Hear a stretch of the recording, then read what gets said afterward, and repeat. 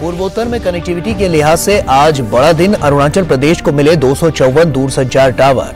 राज्य के 336 गांवों को मिली डिजिटल कनेक्टिविटी। हजारों लोग होंगे लाभान्वित।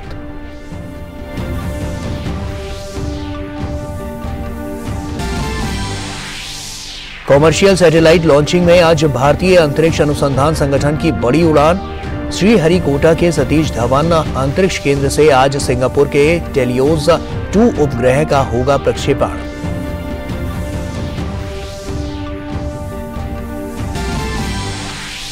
विदेशी मुद्रा भंडार में जबरदस्त उछाल। 9 महीने के उच्च स्तर पर पहुंचा विदेशी मुद्रा भंडार। 14 अप्रैल को समाप्त हुए सप्ताह में विदेशी मुद्रा भंडार में 1.657 अरब डॉलर की वृद्धि रही।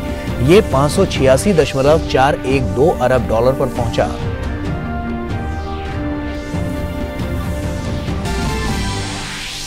आज है अक्षय तृतीया।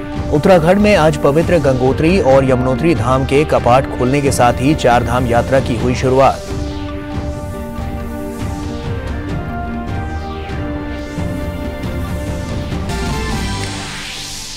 भारत समेत दुनिया भर में जोशो खरोश के साथ मनाई जा रही है ईद उल फितर। लोग एक दूसरे को दे रहे मुबारकबाद। प्रधानमंत्री नरेंद्र मोदी ने देशवासियों को दी ईद की बधाई।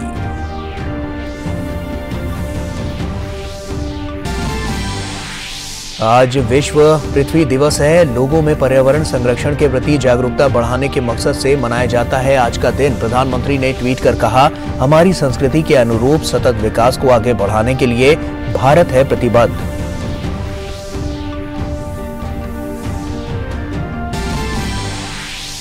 और आईपीएल में आज होंगे 2 अहम मुकाबले। दिन के पहले मैच में लखनऊ सुपर जायंट्स की भिड़ंत गुजरात टाइटंस से, वहीं दूसरे मुकाबले में मुंबई इंडियंस और पंजाब किंग्स होंगे आमने सामने।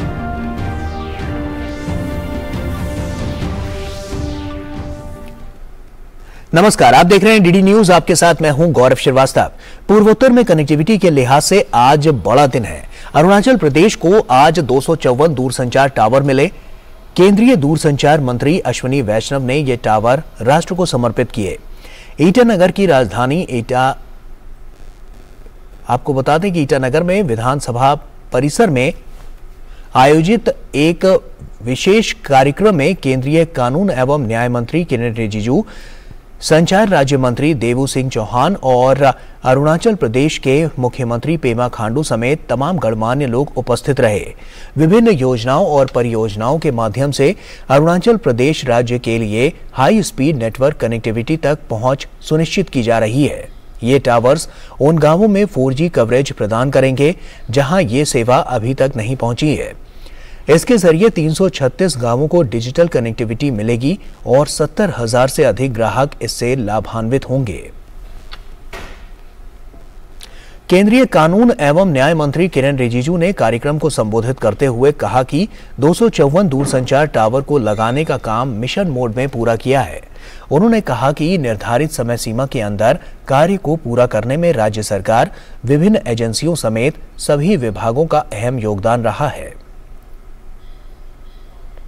हमने प्रधानमंत्री का लक्ष्य को कह दिया कि 2024 मार्च से पहले अरुणाचल प्रदेश में कोई गांव नहीं बचना चाहिए जो 4G कनेक्शन नहीं हुआ है। ये एक मिशन मोड में हमने टारगेट किया और सारे डिप्टी कमिश्नर ने अपने टीम के साथ पूरा मिशन मोड में काम किया। तो प्रधानमंत्री जी का सोच के साथ साथ अश्विनी वैष्णव जी और उसके टीम सब ने मिशन मोड में काम किया और राज्य सरकारों का मदद से और बाकी जितना एजेंसीज है सब ने एक टीम के रूप में काम किया। इसलिए जब मुझे बताया गया कि जो पहला लॉन्च का कार्यक्रम का डेट तय कर दिया है तो मुझे पर्सनली बहुत सेटिस्फेक्शन मिला है, क्योंकि जब मिशन मोड में काम करता है तो कोई भी चीज असंभव नहीं है। और वहीं किरेन रिजिजू ने कहा कि शहरी और ग्रामीण इलाकों में मोबाइल टावरों को मिलने वाले सिग्नल निर्बाध गति मिले, इसके लिए मोबाइल टावरों को सैटेलाइट से जोड़ने का काम किया जा रहा है। उन्होंने कहा कि हमें ये तय करना है कि कोई भी ऐसा गांव नहीं रहना चाहिए जो 4G सुविधाओं से दूर रहे। नॉर्थ ईस्ट में आपको ये जान करके खुशी होगा, 4G जो सैचुरेशन प्रोजेक्ट के तहत 2424 4G साइट्स टोटल, जिसमें 270 साइट्स जो OFC से होगा, 1237 साइट्स माइक्रोवेव से और 917 साइट्स जो है वो वीसेट से कनेक्शन किया जाएगा। और इसके बाद यह भी प्रपोज किया गया है कि सैटेलाइट HTS और LEO सैटेलाइट का भी इस्तेमाल किया जाएगा प्रॉपर कनेक्टिविटी के लिए, ताकि कनेक्शन में कोई फ्लक्चुएशन ना हो। इस प्रकार से कई ऐसे कदम उठाया जा रहा है। और वहीं अरुणाचल प्रदेश के मुख्यमंत्री पेमा खांडू ने वर्चुअल माध्यम से कार्यक्रम को संबोधित किया। उन्होंने कहा कि आज अरुणाचल प्रदेश में 254 टावर का एक साथ जनता को मिलना बड़ी उपलब्धि है और जल्द ही राज्य में 1150 और नए 4G टावर और जोड़े जाएंगे। अरुणाचल प्रदेश में आज अराउंड 254 टावर्स का एक साथ लॉन्चिंग होना, तो हमारे पूरे अरुणाचल के जो दूर दराज में जो बैठे हुए हमारा जो जनता है, जो पब्लिक है और खास करके जो युवा है, उन लोगों के लिए बहुत ही आज एक सुख, एक खुशी का ही एक अवसर है।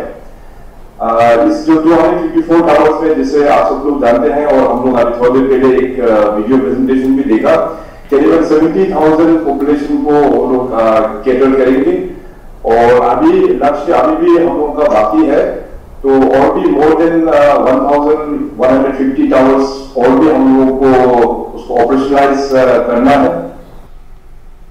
भारतीय अंतरिक्ष अनुसंधान संगठन आज श्रीहरिकोटा के सतीश धवन अंतरिक्ष केंद्र से दोपहर 2:19 पर सिंगापुर के टेलियोस 2 उपग्रह का प्रक्षेपण करेगा। ये लॉन्च ISRO के पोलार सैटेलाइट लॉन्च वाहन पर होगा। इसरो लॉन्चिंग में PSLV C55 रॉकेट का इस्तेमाल कर रहा है। ये इसरो का सबसे भरोसेमंद रॉकेट रहा है। टेलियोस 2 एक धरती अवलोकन उपग्रह है जो 750 किलोग्राम वजन का है। इसमें सिंथेटिक अपर्चर रडार टेक्नोलॉजी होती है जो 1 मीटर के रेजोल्यूशन के साथ डेटा प्रदान करती है। उपग्रह को फरवरी में सिंगापुर से भारत लाया गया था। इसे ST इंजीनियरिंग द्वारा विकसित किया गया है। टेलियोस 2 उपग्रह विभिन्न एप्लीकेशन के लिए इमेजरी प्रदान करेगा, जैसे हॉटस्पॉट मॉनिटरिंग और हेज मैनेजमेंट, एविएशन दुर्घटनाओं और खोज और बचाव ऑपरेशन।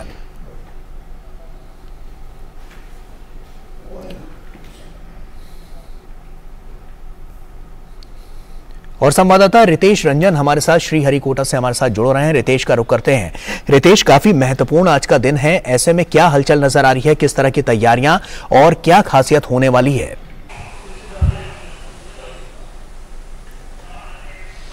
जी, मैं आपको बताना चाहूंगा कि 2:19 पे आज PSLV C55 लॉन्च होने वाला है, जिसमें आपको सिंगापुर के 2 सैटेलाइट जो है कमर्शियल सैटेलाइट लॉन्च किए जाएंगे और इनको जो है इनमें से एक प्राइमरी है टेलियोस 2 एंड सेकंड जो दूसरा वाला है को पैसेंजर वो है ल्यूमलाइट 4।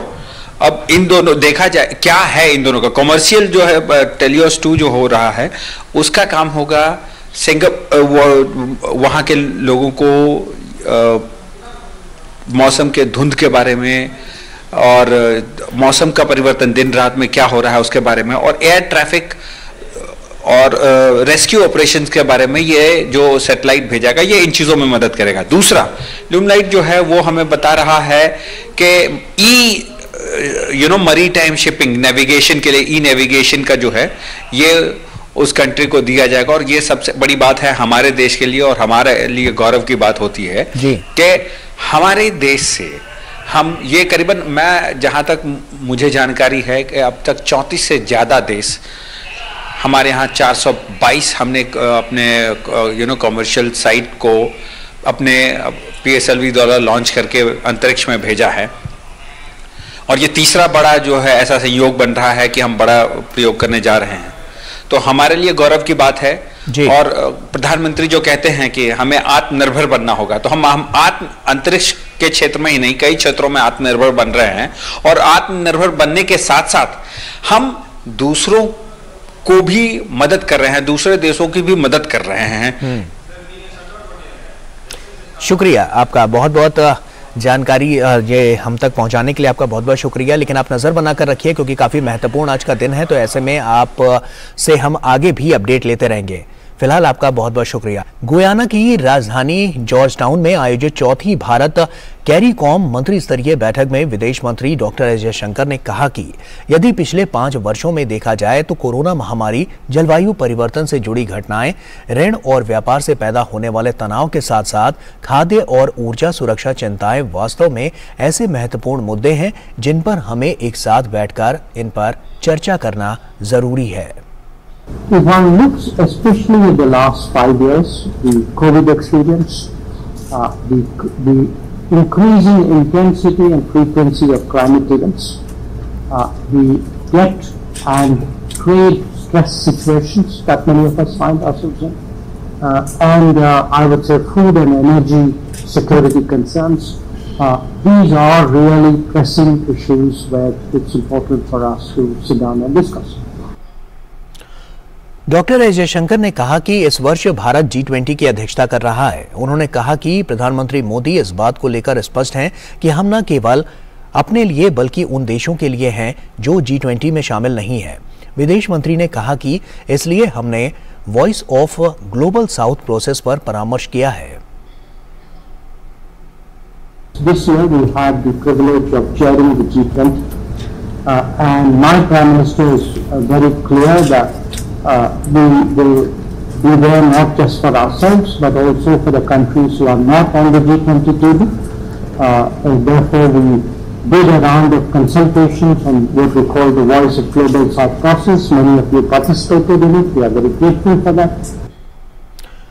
और वहीं शुक्रवार रात मध्य प्रदेश के बालाघाट के गढ़ी क्षेत्र में हॉक फोर्स एवं बालाघाट पुलिस की नक्सलियों से हुई मुठभेड़ में 2 दुर्दांत महिला नक्सली धराशायी हुई हैं। दोनों नक्सली बतौर एरिया कमेटी मेंबर कई वर्षों से नक्सल गतिविधियों में संलग्न थी और प्रत्येक पर 14-14 लाख रुपए का इनाम भी घोषित था। मुठभेड़ के पश्चात इन दोनों के पास से 303 राइफल बरामद की गई है। मुख्यमंत्री शिवराज सिंह चौहान ने Balaghat police, hoc force, Madhya Pradesh police के जाबाज जवानों को बधाई देते हुए कहा कि पिछले 1.5 वर्ष में मध्य प्रदेश पुलिस ने नक्सलवादियों के विरुद्ध ऐतिहासिक कार्रवाई की है, जिसमें 8 नक्सली मारे गए हैं। इन पर लगभग 1.5 करोड़ रुपए का इनाम था। इनमें 2 डिविजनल कमेटी मेंबर भी शामिल हैं।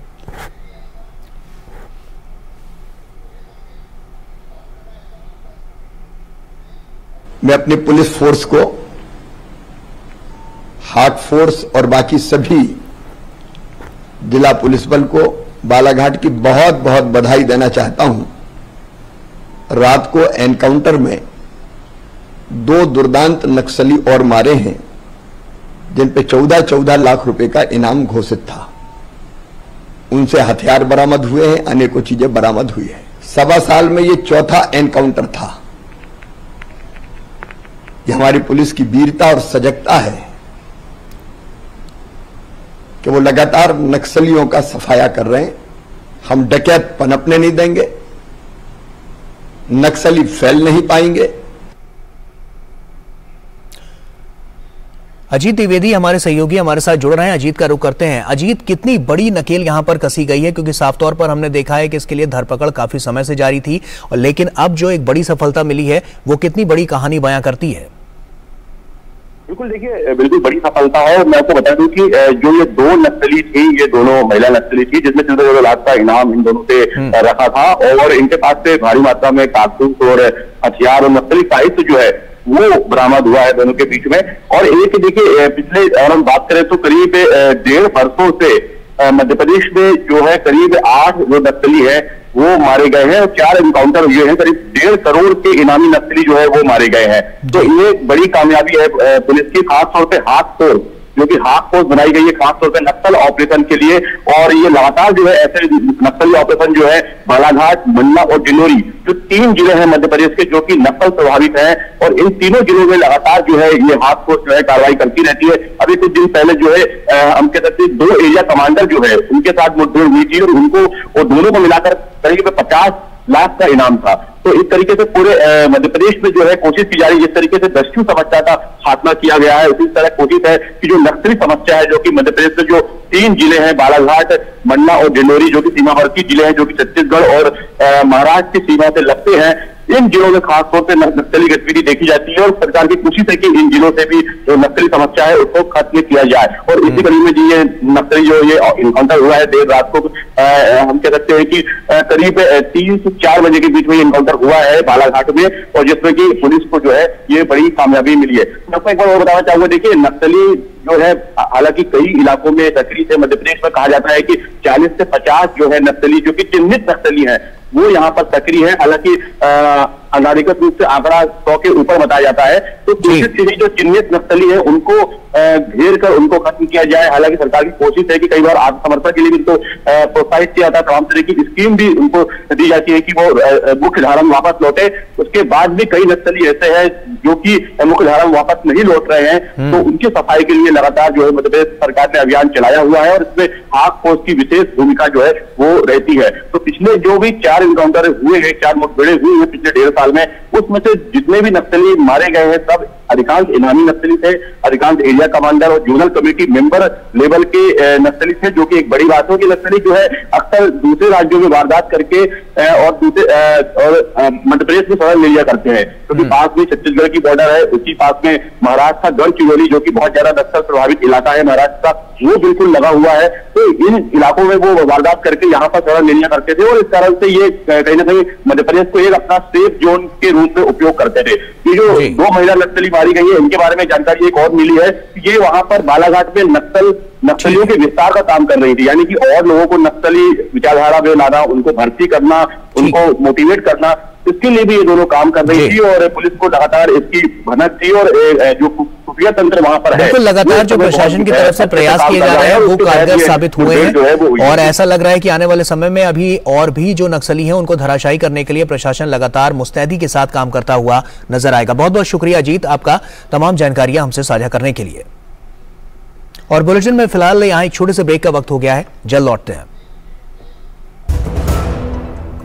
Indian Maritime University brings you the most prestigious and adventurous career in merchant navy and marine engineering with world-class infrastructure and sprawling campus at 6 locations. It's not just a career but an ocean of opportunities. Indian Maritime University, a central university recognized by Government of India. Admissions open for 2023 to 24. Break के बाद एक बार फिर से आप सभी का स्वागत है। कर्नाटक में 10 मई को होने वाले विधानसभा चुनाव के लिए 219 सीटों पर 4,989 नामांकनों की जांच पूरी हो चुकी है। निर्वाचन आयोग ने 3,044 नामांकन पत्रों को वैध पाया है। मान्यता प्राप्त राजनीतिक दलों में भारतीय जनता पार्टी के 219, कांग्रेस के 218, जनता दल सेक्युलर के 207, आम आदमी पार्टी के 207, बहुजन समाज पार्टी के 135 और मार्क्सवादी कम्युनिस्ट पार्टी के 4 उम्मीदवारों के नामांकन पत्र सही पाए गए। सोनदत्ती, येलम्मा, ओराड, हावेरी, रायचूर और शिवाजी नगर सीटों पर नामांकन पत्रों की जांच जारी है। पुंछ आतंकी हमले में शहीद हुए सैनिकों में वीर गति को प्राप्त हुए हवलदार मनदीप सिंह के पार्थिव शरीर को लुधियाना में उनके पैतृक गांव लाया गया।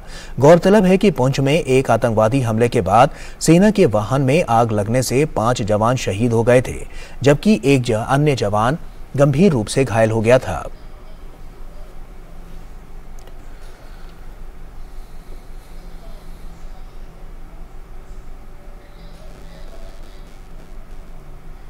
पुंछ आतंकी हमले में वीरगति को प्राप्त हुए लॉन्स नायक देवाशीष बिस्वाल के पार्थिव शरीर को अंतिम संस्कार के लिए पुरी में उनके पैतृक आवास लाया गया, जहां उनको श्रद्धांजलि देने के लिए लोगों की भीड़ उमड़ी।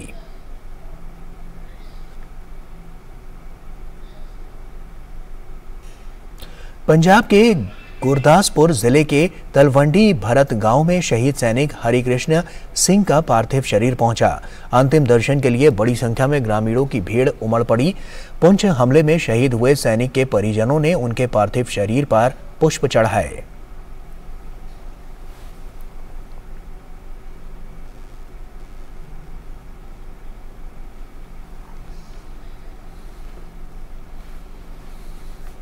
और आइए बात करते हैं सौराष्ट्र तमिल संगमम की।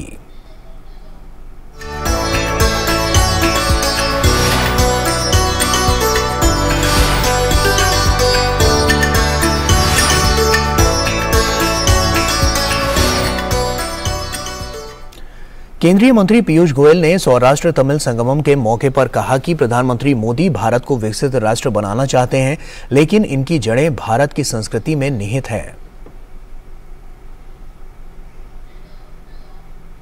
Prime Minister Modi has in 5 commitments that he has given on 15th August said we have to make India a developed nation, but we have to also go back to our roots, our tradition, our culture, our rich history. Your visit today is to connect Tamil Nadu and Gujarat, Saurashtra and Tamil Nadu, just like we have been connected for thousands of years. India is one. सूचना प्रसारण राज्य मंत्री doctor L Murugan 2 दिन के नागालैंड राज्य के दौरे पर हैं। अपने दौरे के दूसरे दिन केंद्रीय मंत्री एल मुरुगन ने आज भारत म्यांमार सीमा पार सीमावर्ती गांव अवाखुंग सहित कुछ अन्य गांवों का दौरा किया। साथ ही डॉक्टर एल मुरुगन ने इस गांव में आयोजित सांस्कृतिक कार्यक्रम में हिस्सा लिया और सिविल सोसाइटी के प्रतिनिधियों के साथ संवाद भी किया। इस मौके पर केंद्रीय मंत्री ने कहा कि गांव को विकसित करने के लिए सरकार कई कदम उठा रही है। We allotted 15 lakhs rupees for this district to exhibit the children's film to the local village people and their children's. And I also mentioned that our Prime Minister's concerned with this area to develop the northeast region. For that, the Kohima to this place already 2-lane road is sanctioned. The road sanctioned, that the tender also plotted. The work is going to start, and also from the Kohima, from the Dimapur to Kohima railway connectivity is also the work is getting, and also I mentioned that from Dimapur 8 Udam stations are connected. और वहीं देश के विदेशी मुद्रा भंडार में लगातार दूसरे सप्ताह वृद्धि दर्ज की गई है। आरबीआई की ओर से शुक्रवार को जारी आंकड़ों के अनुसार 14 अप्रैल को समाप्त सप्ताह में विदेशी मुद्रा भंडार में 1.657 अरब डॉलर की वृद्धि रही और ये 586.412 अरब डॉलर पर पहुंच गया। ये इसका 9 माह का उच्च स्तर है। इससे पिछले सप्ताह में विदेशी मुद्रा भंडार 6.306 अरब डॉलर बढ़कर 584.755 अरब डॉलर पर पहुंच गया था। आंकड़ों के अनुसार 14 अप्रैल को समाप्त सप्ताह में विदेशी मुद्रा अस्थियां 2.204 अरब डॉलर बढ़कर 516.635 अरब डॉलर पर पहुंच गई है।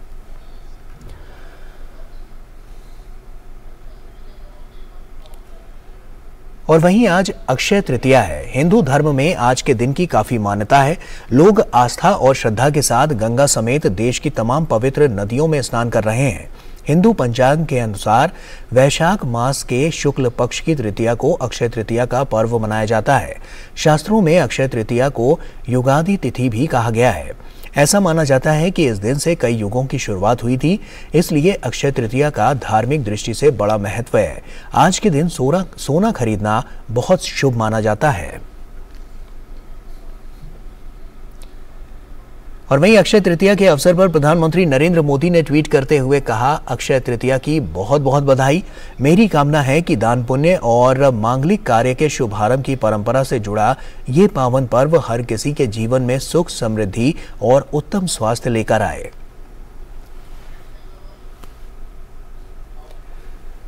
अक्षय तृतीया के अवसर पर आज शनिवार को गंगोत्री यमुनोत्री के कपाट ग्रीष्मकाल के लिए श्रद्धालुओं के दर्शनार्थ खोल दिए गए हैं। गंगोत्री के कपाट 12:35 पर जबकि यमुनोत्री के कपाट 12:41 पर खुले। मां गंगा की भोग मूर्ति और छड़ी गंगोत्री धाम में विराजमान हुई। उत्तराखंड के मुख्यमंत्री पुष्कर सिंह धामी गंगोत्री धाम के कपाटों उद्घाटन कार्यक्रम में शामिल हुए।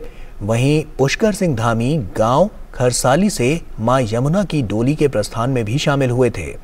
इससे पहले गंगोत्री के कपाट खुलने की प्रक्रिया शुक्रवार से शुरू हो गई थी। इसके तहत शुक्रवार को मुखबा में मां गंगा की डोली आर्मी बैंड की धुनों के साथ गंगोत्री धाम के लिए रवाना हुई थी। वहीं केदारनाथ और बद्रीनाथ धाम के कपाट आगामी 25 और 27 अप्रैल को खुलेंगे। भगवान श्री हरि विष्णु के छठे अवतार भगवान श्री परशुराम का आज प्रकट उत्सव है और हर वर्ष वैशाख माह के शुक्ल पक्ष की तृतीया को भगवान श्री परशुराम का प्रकोटोत्सव बड़े ही धूमधाम के साथ मनाया जाता है। भगवान परशुराम महर्षि जमदग्नि और मां रेणुका की संतान हैं। परशुराम जी भगवान शंकर के अनन्य भक्त थे। उनके कठोर तपस्या से प्रसन्न होकर भगवान शंकर ने उन्हें कई अस्त्र शस्त्र प्रदान किए थे। फरसा भी उन्हीं में से एक था। फरसा को परशु कहा जाता है, इसलिए परशु मिलने के बाद उनका नाम परशुराम हुआ।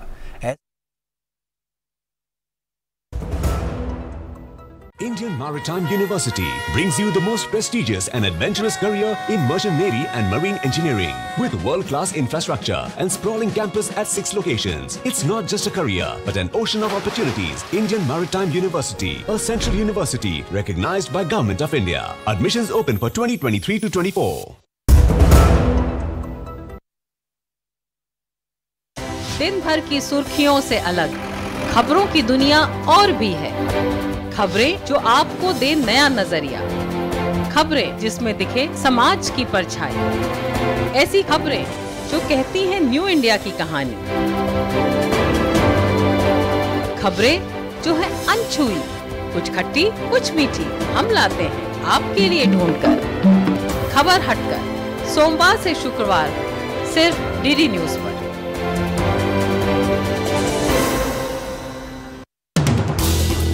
हर दिन हर पल बनती खबरें, बदलती दुनिया, हम लेकर आते हैं आपके लिए बड़ी खबरें, संपूर्ण कवरेज ताकि आप रहें खबरों के बीच हमारे साथ। मिड डे प्राइम हिंदी सोमवार से शुक्रवार दोपहर 1 बजे सिर्फ डीडी न्यूज पर।